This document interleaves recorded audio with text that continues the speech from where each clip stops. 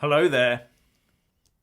After all the months of no-deal Brexit project fear hype by Remainer politicians and campaigners, aided and abetted by the press, we now find out that we are prepared.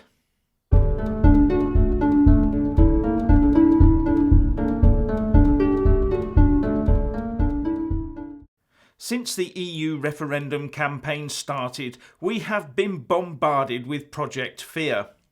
The first phase was meant to stop us voting to leave the EU in the first place, with politicians, both domestic and from abroad, business leaders, business organisations and the press filling every available minute with dire predictions should the vote go against, becoming even more embroiled in the European Union. But it did, and the economy moved on without any of the doom coming to pass. So Project Fear Part 2 commenced, this one aimed at trying to get the people of the UK to change our minds, but that didn't work either. And as it became clear that a no deal was moving on from being a pure academic option to become a distinct possibility, then Project Fear Mark 3 was born to stop the no deal and still hope to somehow keep us in the European Union. But now we hear from one of the doomsayers themselves that the UK is in pretty good shape to leave the EU without a deal. And this comes from the very civil servant who just months ago predicted that a WTO Brexit would put the country in recession, cause a 10% food price increase, force businesses to the wall and leave our police forces powerless to protect us. Speaking at an Institute for Government event, the Cabinet Secretary and Head of the Civil Service, Sir Mark Sedwill, told attendees that there had been a lot of no-deal preparations and said, "I think we're in pretty good shape for it.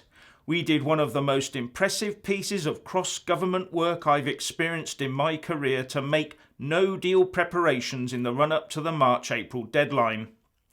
Those preparations continue and we'll be in the best possible shape we can for whatever happens."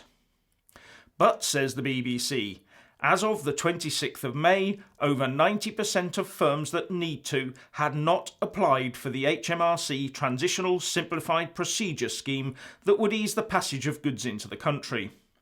The BBC says, the Transitional Simplified Procedures, TSP, would allow UK firms to import goods from mainland Europe without filling out new customs declarations at the border. UK businesses would also be allowed to postpone the payment of import duties for 1 year. But figures show that only 17,800 firms had applied for the TSP as of the 26th of May. That's less than 10% of the total of the 240,000 firms estimated to require the status by the 31st of October, when the UK's latest Article 50 extension is due to expire. Now, the first step is to get an economic operator and registration identification number, which the provider, HMRC, says only takes 10 minutes online to do. You have to ask yourself why businesses aren't being proactive here, don't you? What is holding them back from preparing for the possibility of a no-deal WTO Brexit? This is not a failure of Brexit or no-deal preparations by the state. Surely this is a failure of businesses to protect themselves.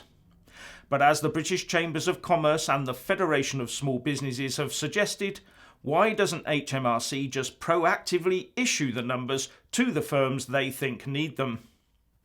An HMRC spokesman said, "Many businesses have already registered with HMRC as international traders, accounting for around 2/3 of the trade carried out by UK VAT-registered businesses that only trade with the European Union."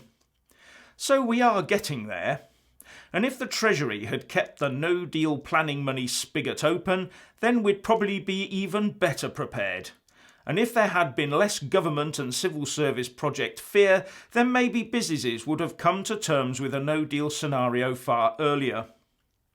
Now that Boris Johnson looks to be on the way in, and Theresa May is on the way out and hopefully taking that withdrawal agreement surrender treaty with her, maybe we're going to hear a new, more pro-Brexit tune coming out of the government machine. Anyway, what do you think? Please share and comment, and thank you for watching. Please do like and share this video, and also subscribe to my channel. And when subscribing, please do remember to press on the little bell next to the subscribe button. That way you'll get an alert every single time I put up a new video. Thank you very much for watching.